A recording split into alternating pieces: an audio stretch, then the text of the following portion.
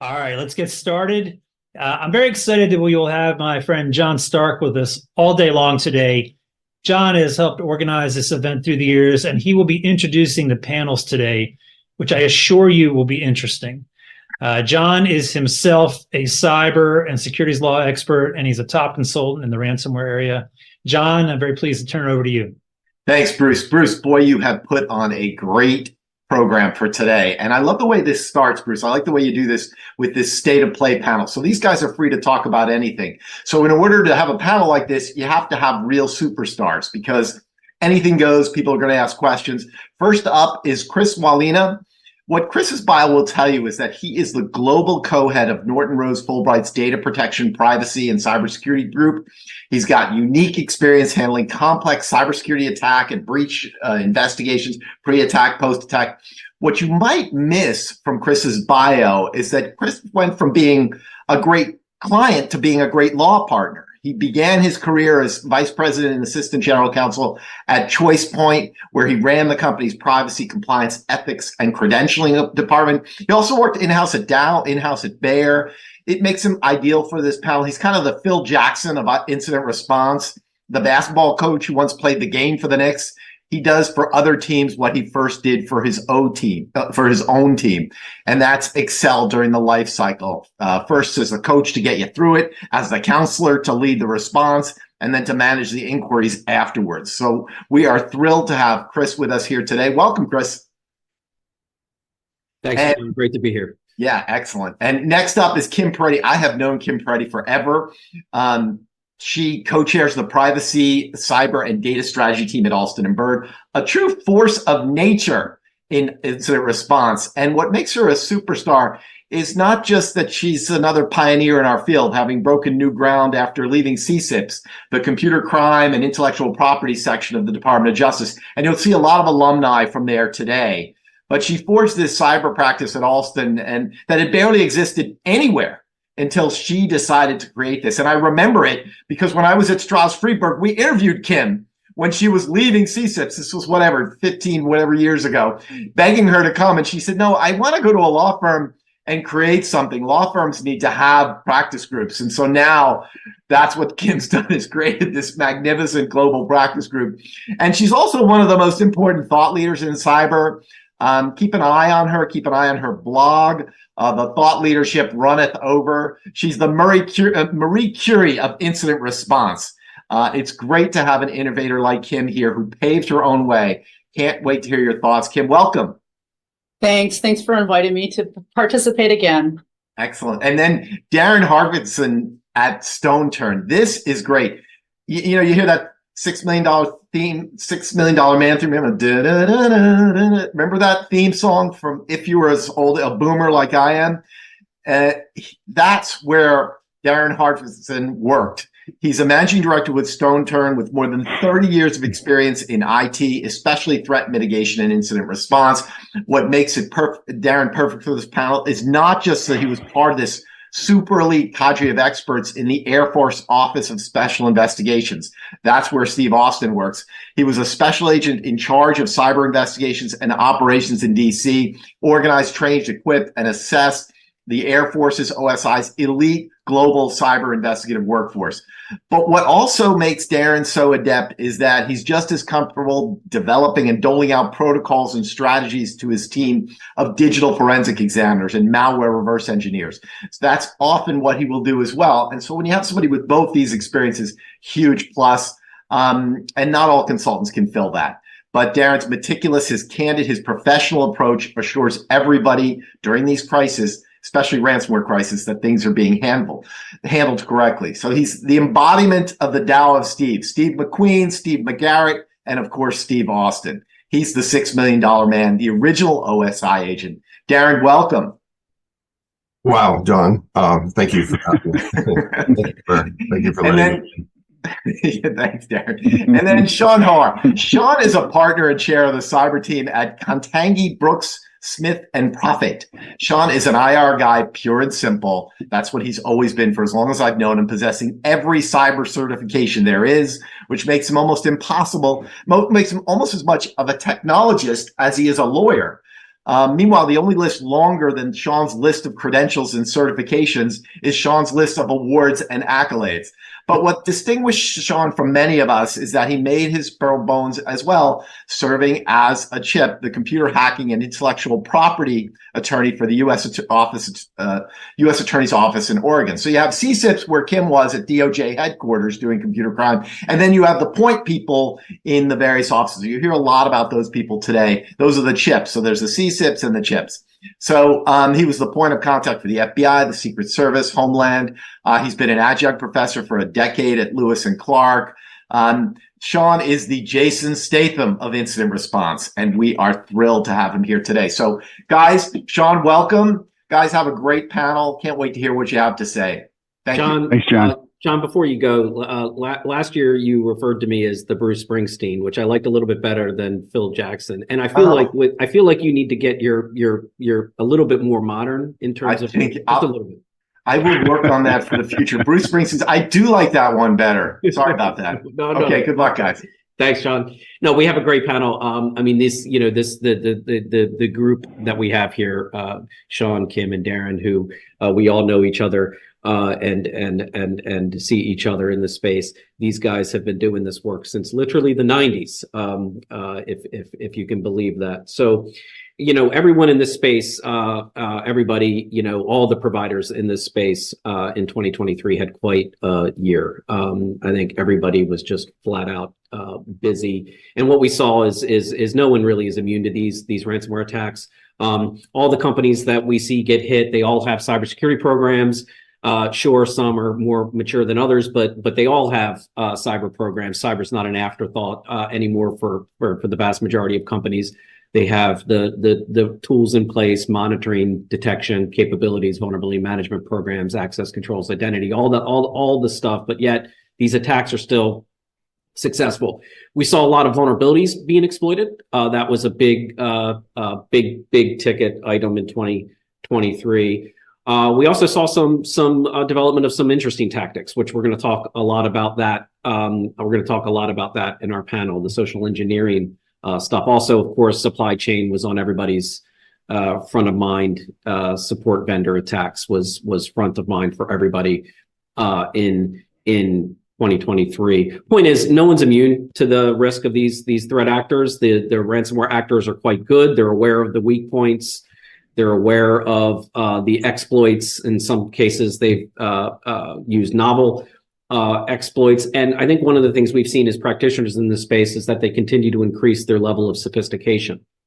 A lot of these threat actors over the years have these financially motivated actors have grown in their sophistication as expected. But it's notable in that they're some of the groups are not as loud as they used to be.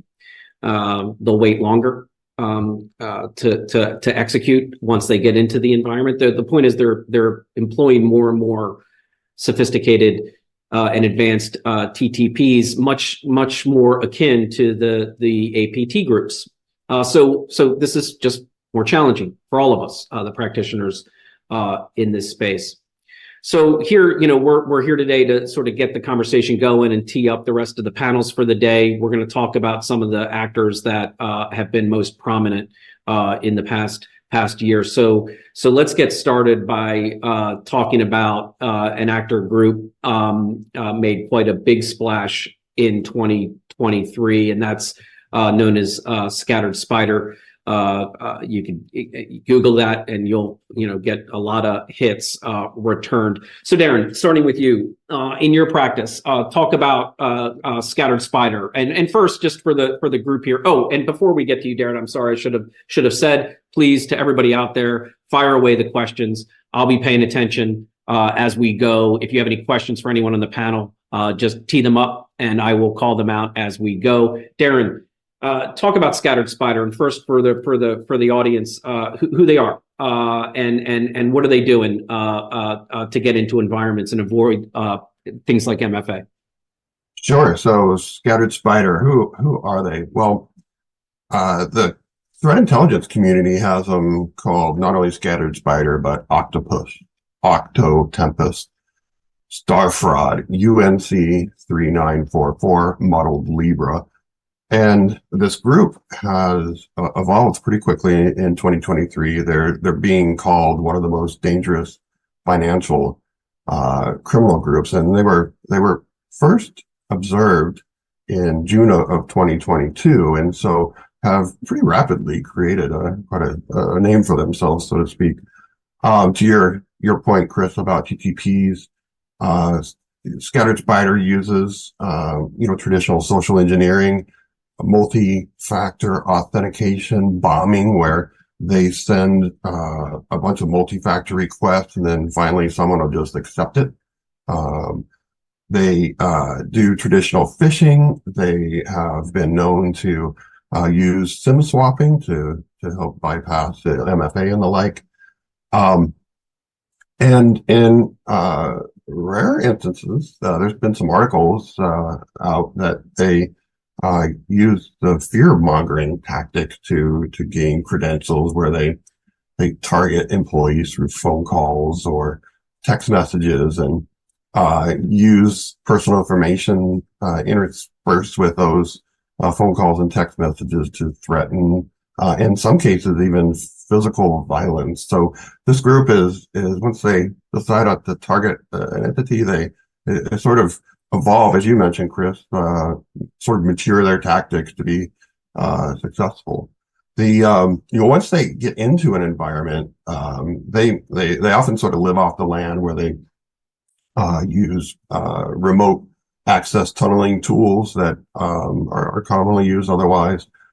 They deploy Raccoon Stealer malware and Vidar Stealer, etc., and so on, to exploit the environment and gain persistence. One of the things that Scattered Spider does pretty well, actually, is they work through and search for and discover credential storage areas within the environment. They target backups, SharePoint sites, and they use all that to move through the environment efficiently. Slack, you may have heard that these threat actors are also targeting teams and monitoring even security responses to their intrusions and the like.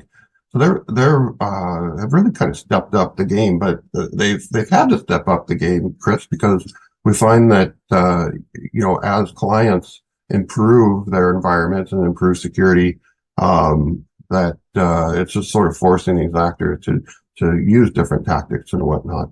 And then Scattered Spider, one of the reasons why they did become a sort of a household name is because of the MGM resort targeting that occurred in September, where they socially engineered a help desk employee to give them access to an account, reset the account, and whatnot. And then that led on to deployment of Alpha ransomware suite of tools. And one of the things that we're seeing in our practice is just that, where Scattered Spider has exploited help desk employees to reset credentials and work through taking control of a account, even to the point where not only did they get the help desk employees to reset the credentials, but then they called back to get their phone onboarded for the multi-factor. So pretty sophisticated group, pretty determined group, and turning out to be a very effective group. Well, I think that and that's a really, really good overview. I mean, I think what's so important to just highlight, you said it a lot, is we think about push MFA, put it everywhere, and these guys have figured out a way to walk around it. Kim, in your practice, experiences with Scattered Spider? Yeah, early on the group sort of started in telecommunications and BPO, business process outsourcing. And then we got engaged with several matters after that, mid to end of 2022, when they moved outside of those companies and were seeming to test other environments to perfect their activities and their techniques in becoming absolute masters of social engineering. So with telecommunications, very familiar with the phones, right? How they work, how they can reconfigure them to get around MFA and other things. Then we see them outside of that. And one of the reasons they got the name Scattered is because, and we worked several of these matters where they would get into the environment through the techniques that Daron highlighted, but we never knew what their motive was. They got in, they were very, very surgical. Once they got into the environment, they would search for information about remote access, the single sign-on that the company uses, to really understand it, to set up new accounts, to get their phones added on. So they were really hard to get out, but we never knew what they were going to do next. And so I know that they were labeled by some of the forensics firm that they were scattered, and terms were used, teenagers, ADHD, other things, because it was really hard to figure out what they were after. Of course, now we've seen them evolve, as we mentioned, very quickly into 2023, the latter half, and then now they've mastered and been able to use ransomware. But what makes them very scary is how good they are. It's an understatement to say they're masters at MFA bypass, at social engineering. Just for an example, they're English speakers, right? They're very fluid, they're talkative, they're chatty. And they know with like call centers that there's an approximate amount of time that the call centers really want to resolve an issue, that they get their performance based on those statistics.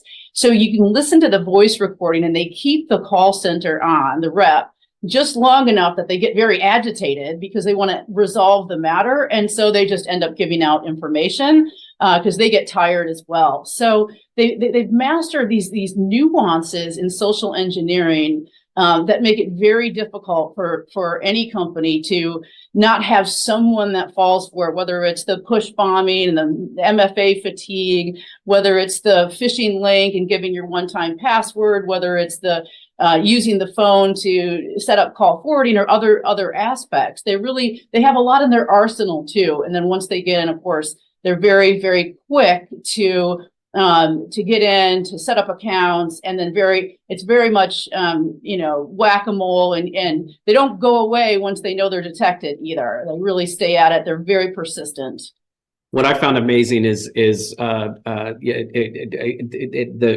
point about call times, resolution times is fascinating. Another thing that blew me away is we had an instance where the scattered spider, they're so big and dispersed, by the way, and they recruit people. We had an instance where fake IDs of executives were used to go walk into telecom stores to get phone information. And the idea there was they would literally had people walk in to try to get phone information, of course, to then circumvent MFA. So these guys will not stop coming up with ideas. Sean, your experiences in 2023 with Scattered Spider?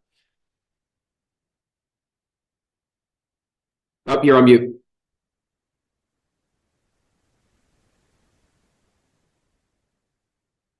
Well, the most articulate I've been for a while, and you didn't hear me. But no, to Kim's point, we saw a number of clients at the outset. We couldn't identify the threat actor. The forensics firms, it looked like a little bit of this, a little bit of that, but it's manipulation of MFA in particular.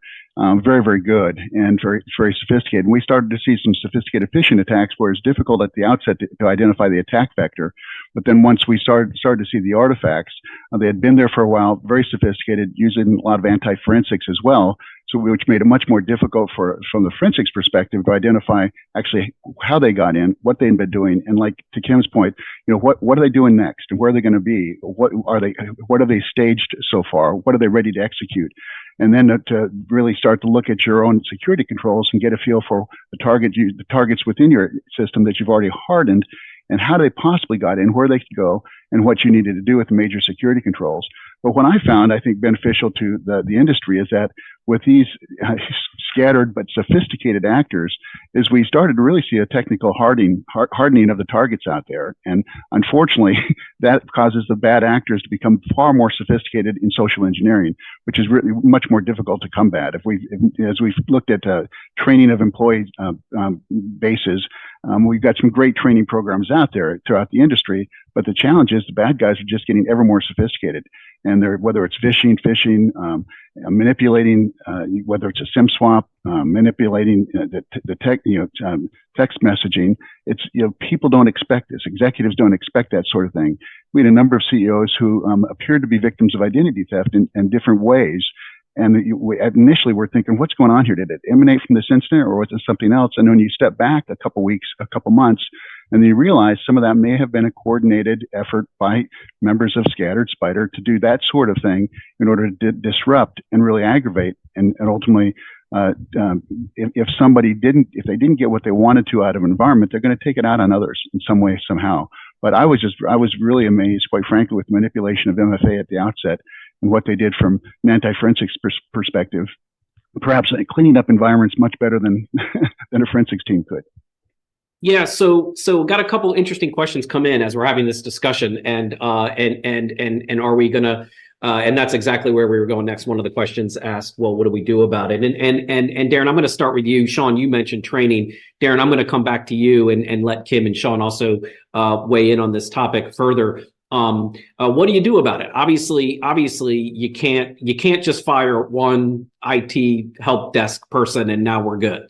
That's not going to do it. So Daron, talk about what are you advising companies to do here? Also, while you're thinking about that, another interesting question came in about AI. Now, I have lots of views about AI. We're not going to go down rabbit holes, but certainly AI and the ability to create photos, videos, recordings are going to make things even more challenging, I would think, with this whole thing tied to yet another question. But this is all related, which is, have companies sort of become a little bit lax because people have been talking about, well, we got to get MFA, and now we're good. And sort of that's sort of a thought that people have. In any event, Daron, to refocus you, how are you advising clients to deal with this? So that's sort of a loaded question with a potentially broad answer, and I'll start at maybe at the top with the idea that Scattered Spider is demonstrating the idea that defense is no longer a CISO, issue. It's no longer tied to just the CIO's purview. When we talk about exploitation of a help desk function, and then the results of that, we're talking about a company training their HR functions, qualifications to be a help desk person, privileged access auditing for these sort of support mechanisms. There's so much more that goes into preparing for or being ready for something like this than is just in the CISO's purview these days. Often companies don't sort of take that into consideration, that, these threat actors are coming at them with more than just a technical issue, that the threat actors are coming at them with a human issue, and that human issue is no longer just tied to spear phishing, right? We're talking about threat actors walking into, to your point, Chris, walking into, a telephone company with a fake ID, getting, information related to employees, and then using that to exploit the company. So the preparation and the issues that come up are broader than just a traditional IR plan. These can include insider risk. Is one of our cases where there was a potential insider issue where it was thought that potentially the person might have been targeted via LinkedIn and then used in that way to help facilitate the access. There's policies that need to be looked at. If you look at the help desk use case, having the help desk trained to recognize when they're being manipulated, as Kim and Sean sort of mentioned, the areas for which that companies need to target and defend now are just much broader. And so we have that conversation with a lot of our clients where the discussion nowadays is not just EDR and and a good SOC. The discussion nowadays is more of a defense posture that anticipates what threat actors are doing. As an example, the MGM hack, that was all over the news, and it kind of surprises me or shows where we need to do better informing targeting, especially recent targeting.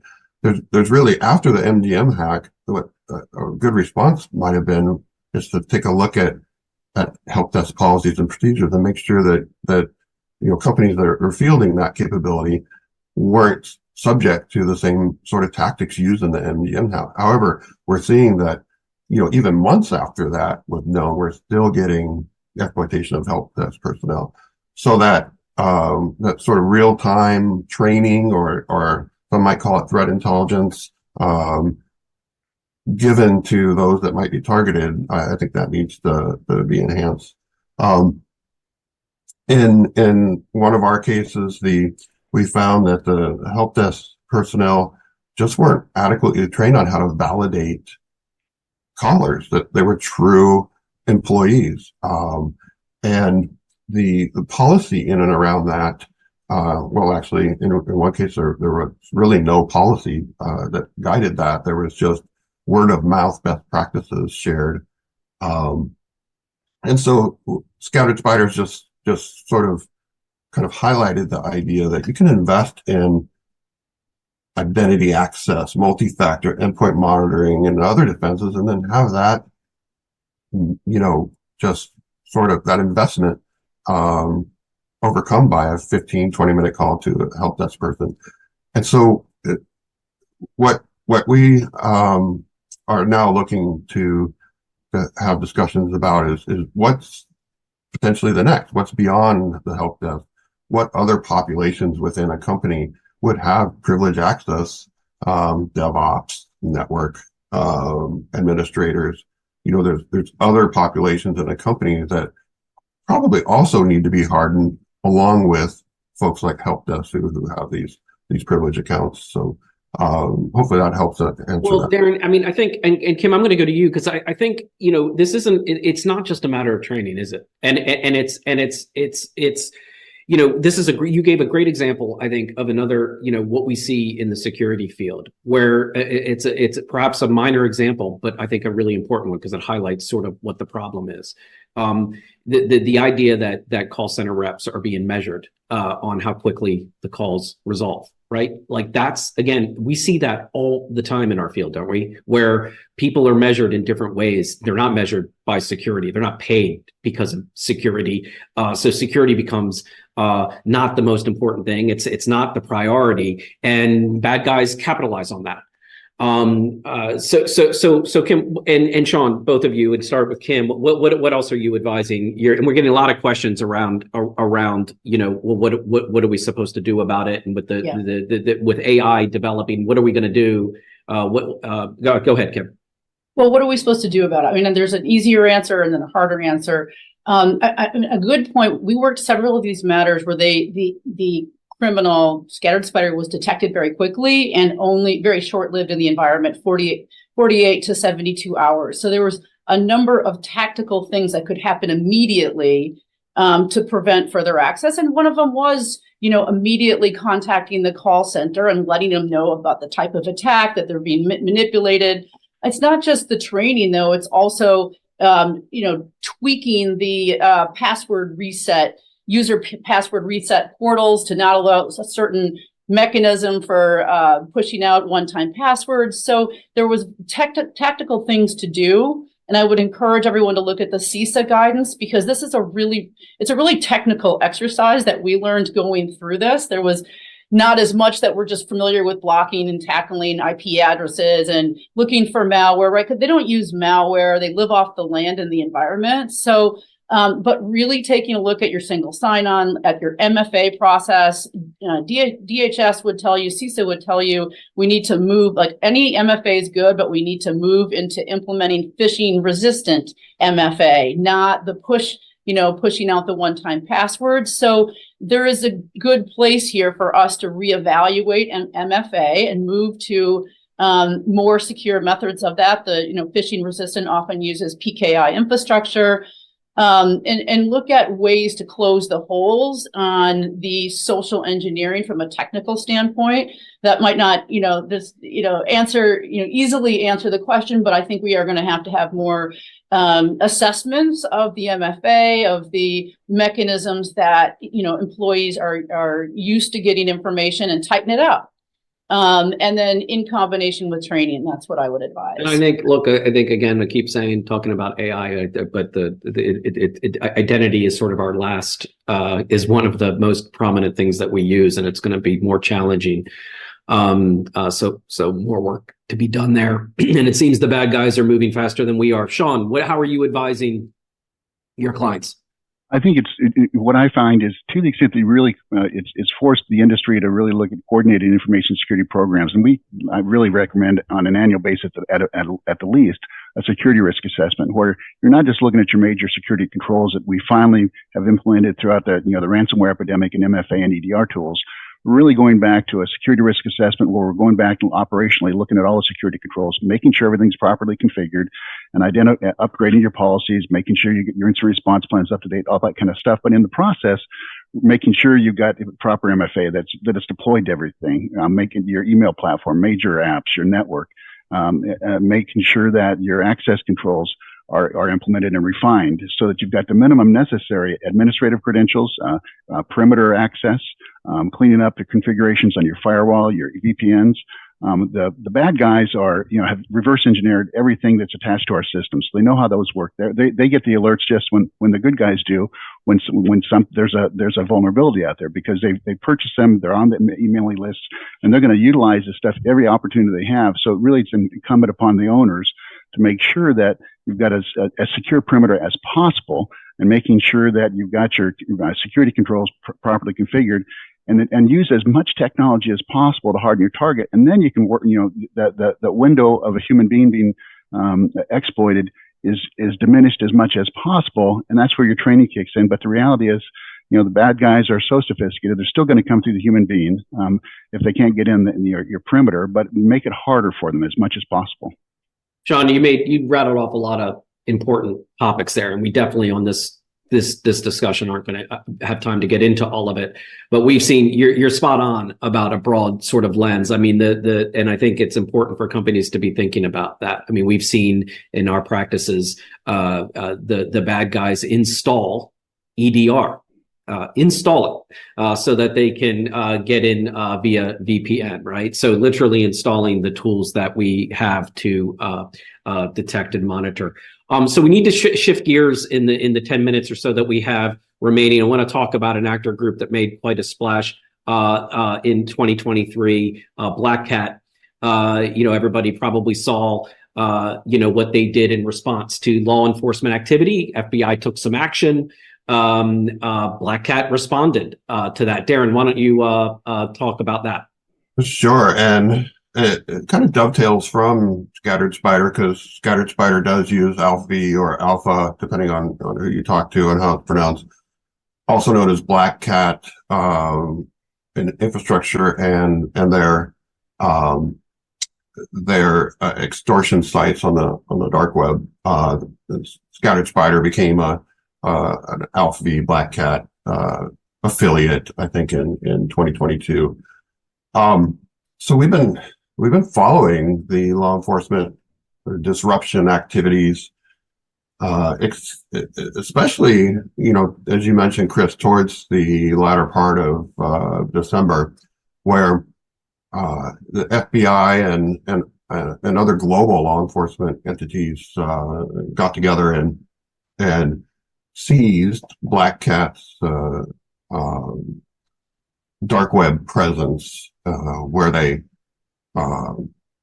have their extortion results, and it was a bit fascinating to watch. If you're watching off these Black Cat site, you would have seen FBI seize one of their sites, and then not long after, Black Cat came back, put their logo back up, and said unseized, and then there was a bit of kind of back and forth.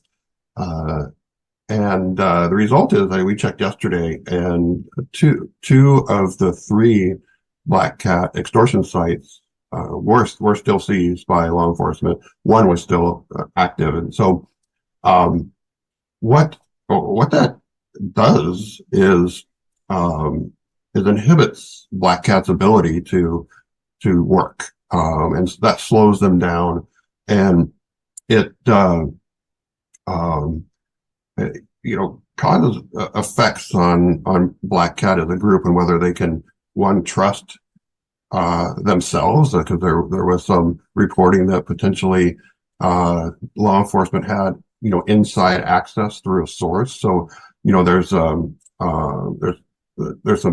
sand in the gears that comes with that as the group tries to understand how they were compromised.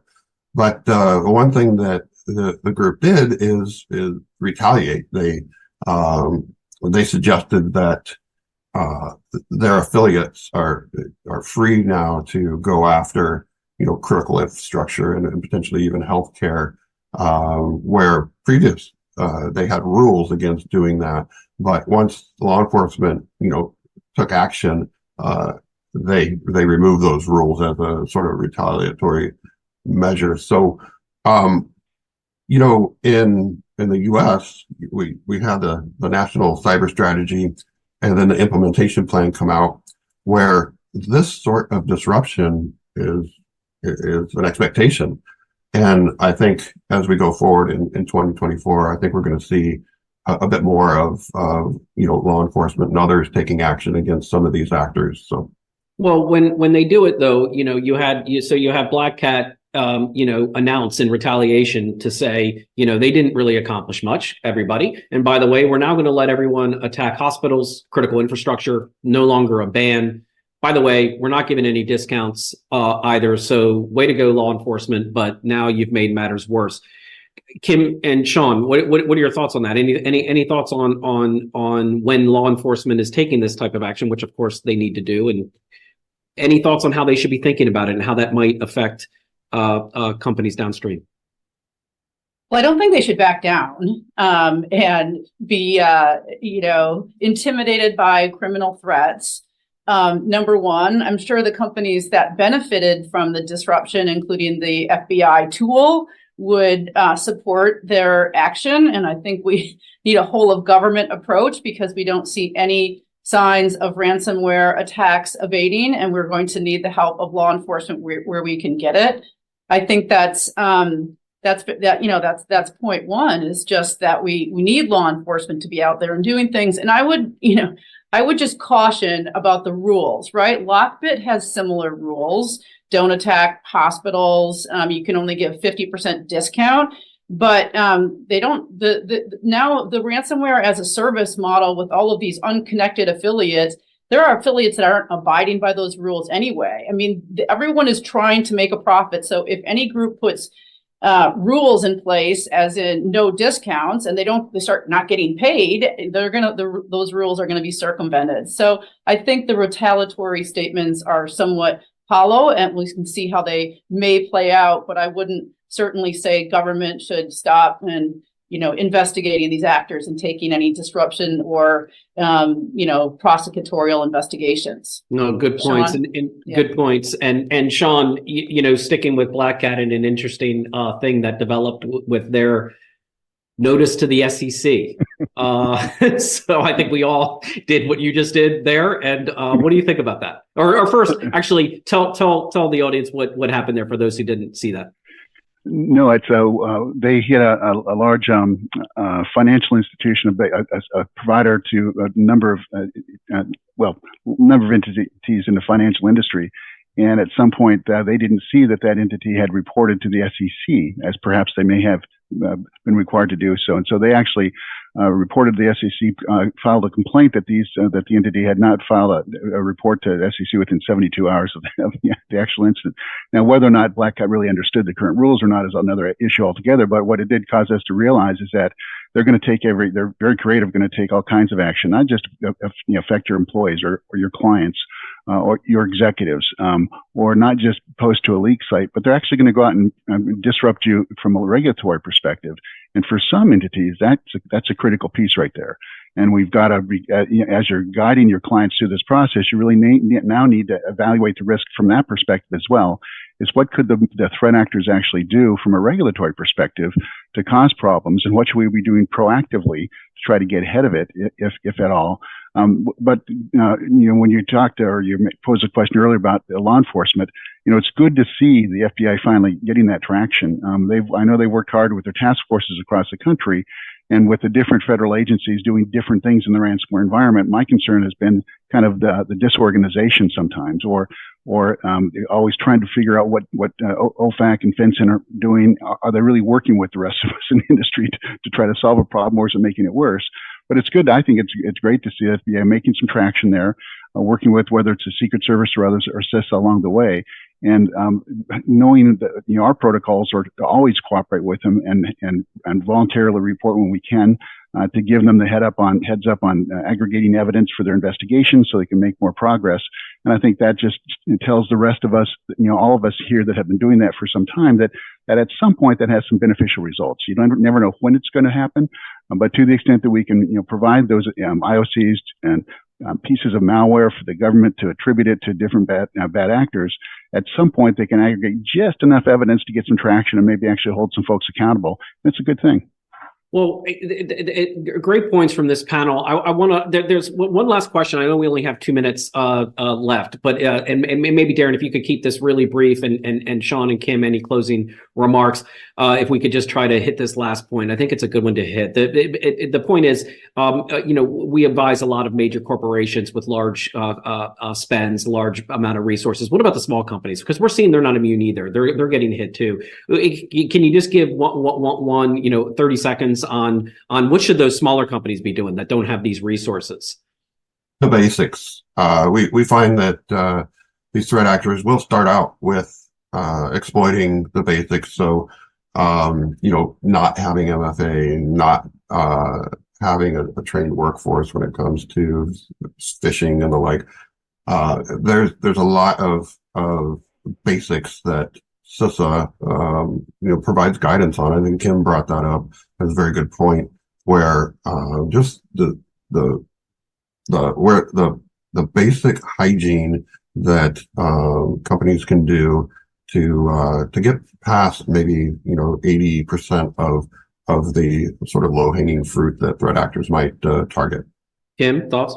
Yeah, I agree, Daron. And I would just say MFA, look at your email, make sure you have MFA on email, and remote access. That's a real big ticket item for smaller entities.